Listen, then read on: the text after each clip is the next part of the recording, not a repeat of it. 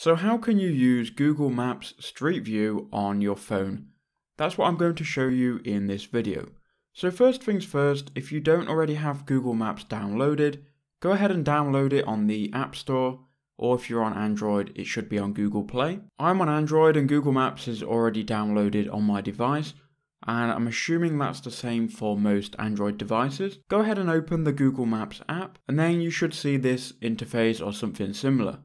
Now what you can do, you can find anywhere on the map. You can then zoom in to any street, and to actually get the Google Maps Street View, you need to hold down on a street.